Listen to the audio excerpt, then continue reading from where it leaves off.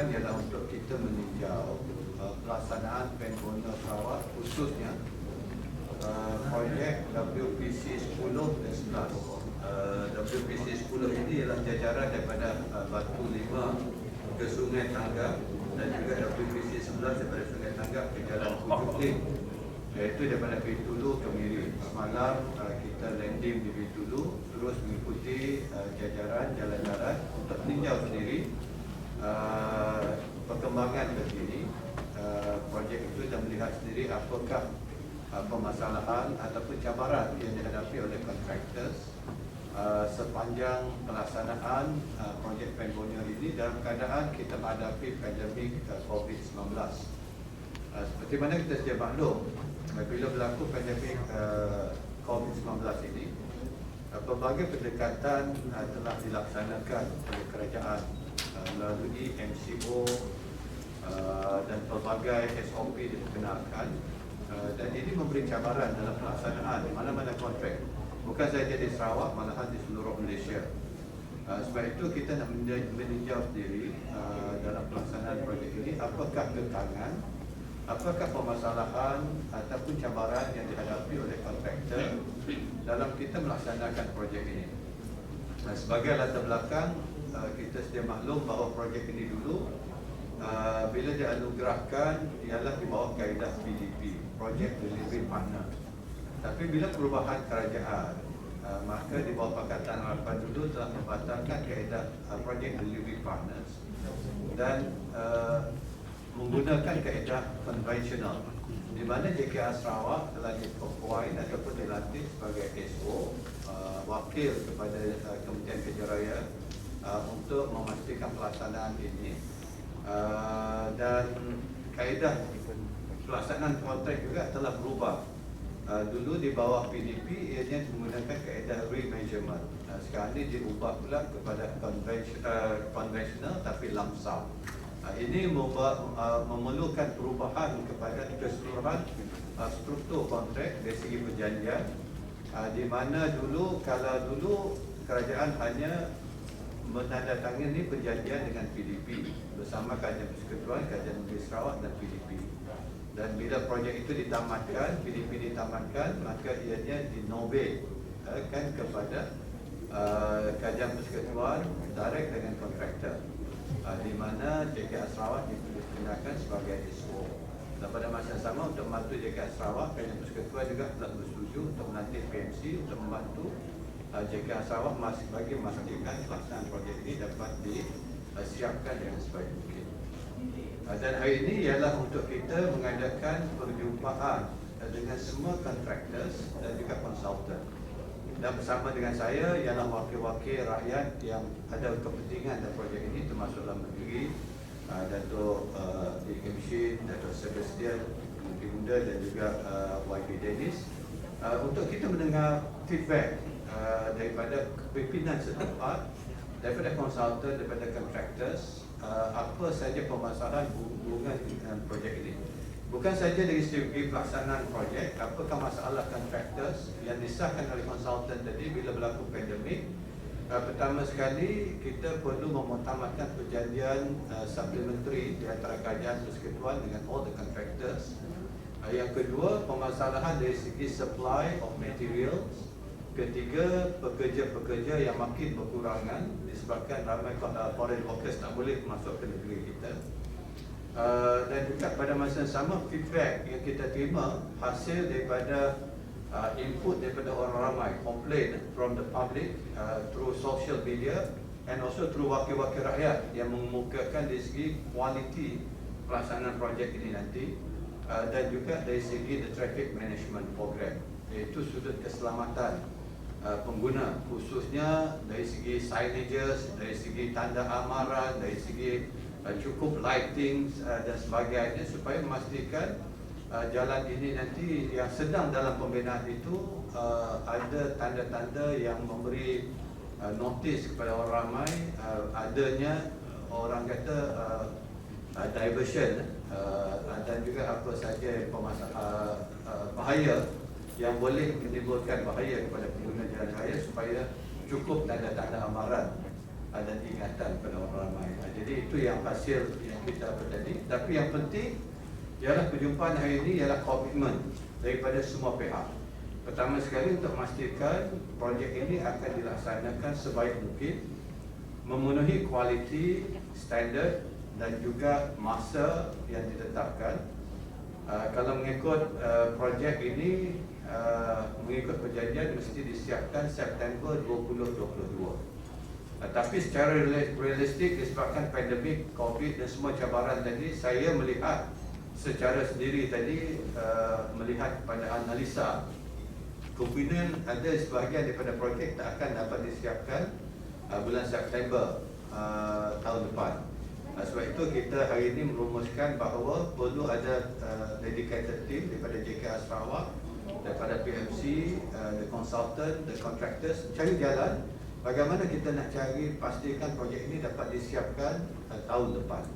Kalau tak, kita tak naklah berlakunya extension of time sehingga terpaksa dilanjutkan hingga 2023. Tapi kalau keadaan tidak mengizinkan, kalau itu berlaku, kita kena cari kaedah bagaimana nak mengurangkan kemungkinan delay lagi dan cari kaedah supaya targetnya siapkan tahun depan, supaya ianya memberi keselesaan kepada rakyat kita, pergerakan lebih cepat, lebih ekonomikal, dan ianya akan dapat membantu mengembangkan ekonomi rakyat dan negeri Sarawak khususnya dengan connection yang lebih baik, lebih efisien lah. Itu yang kita nak terima. Pada masa sama, kita juga menyarankan tadi supaya akan ada satu proses ataupun kaedah bagaimana orang boleh membuat aduan terus kepada JKR Sarawak ataupun kepada Kementerian Kerja Raya, satu saluran aduan, supaya kalau apa saja cadangan, aduan, mereka boleh menyalurkan aduan melalui social media. Mudah untuk mereka memberi feedback kepada Kementerian Kerja Raya khususnya, supaya kita boleh mengambil tindakan dan mengambil perhatian kepada apa saja cadangan ataupun komplain oleh road users terutamanya. Dan ini akan memberi input kepada contractors supaya kita dapat melaksanakan projek ini dengan lebih baik dan memastikan keselamatan para pengguna dapat terjaga dan terpelihara. Okay, basically itulah yang kita bincangkan dengan all the work package contractor, the consultant tadi, bersama dengan JKR Sarawak, bersama dengan PMC and all the community setempat yang bersama dengan kita pada hari ini. Okay, any questions? Bagaimana mengatasi masalah pekerja? Masalah pekerja ada beberapa cara yang kita nak lihat. Sudah pasti kita kena berbincang dengan kerajaan negeri dan juga kerajaan persekutuan, sebab ini merupakan dasar negara kita. Pintu negara kita masih ditutup untuk orang luar ataupun orang asing masuk ke negara kita, hanya boleh masuk dengan tujuan tertentu, dengan keadaan tertentu. Jadi adakah kita boleh membenarkan pekerja-pekerja masuk? Ini perlu diperincikan di peringkat dasar dengan kementerian-kementerian terlibat dan juga dengan kerajaan negeri.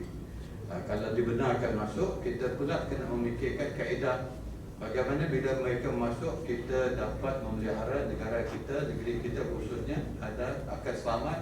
Maka khususnya bila ada berlaku varian baru di seluruh negara, kita nak memelihara juga dari segi sudut keselamatan, kesihatan rakyat kita. Jadi sekali ini perlu diimbangi dan dipahalusi.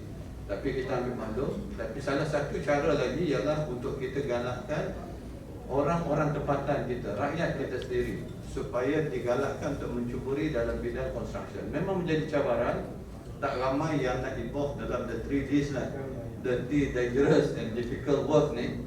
Tak ramai yang nak bekerja. Apatah lagi kelapa sawit sekarang ni harga yang baik. Jadi tawaran bekerja di ladang kelapa sawit lebih baik, lebih atraktif berbanding dengan kerja construction. Tapi itu cabaran.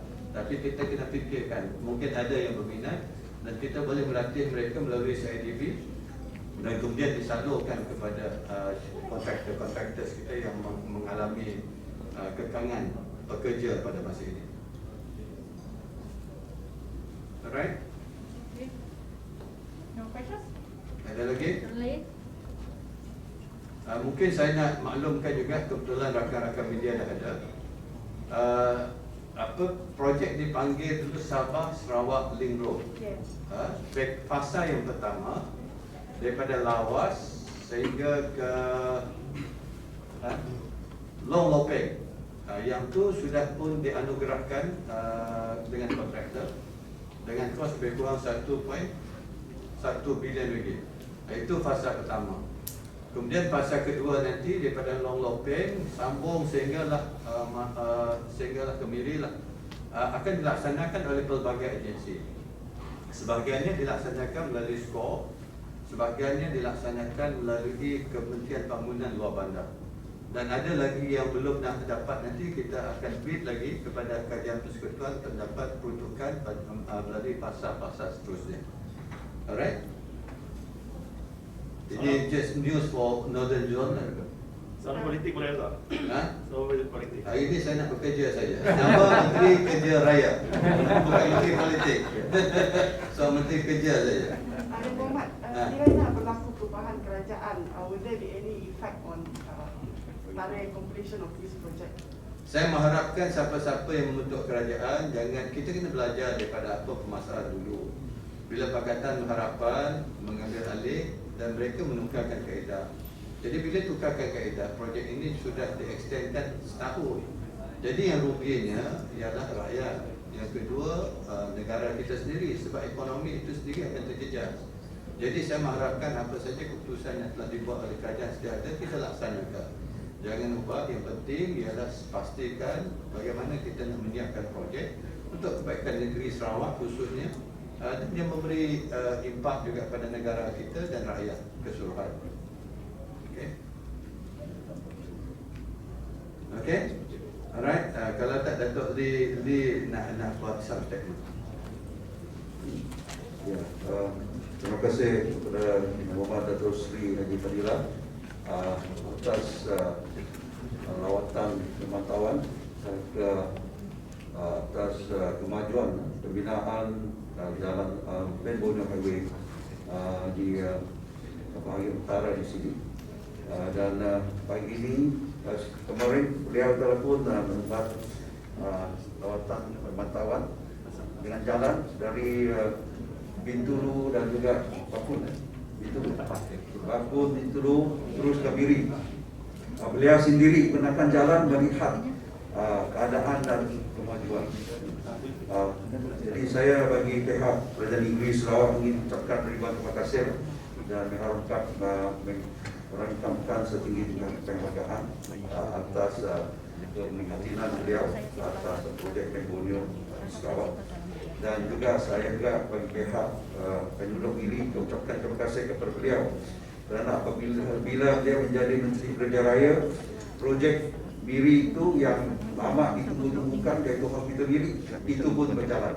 Beliaulah yang melaksanakan projek pembinaan Hospital Miri. Jadi saya ucapkan terima kasih. Dan kemarin adalah kali kedua beliau membuat lawatan ke Miri. Dan pagi ini dia telah pun mengajukan satu sesi yang sangat penuh bermakna, iaitu sesi libat urus berhubung dengan semua stakeholders yang terlibat dalam projek ini dan memberi peluang kepada semua yang terlibat, memberi maklum balas dan juga memberi cadangan.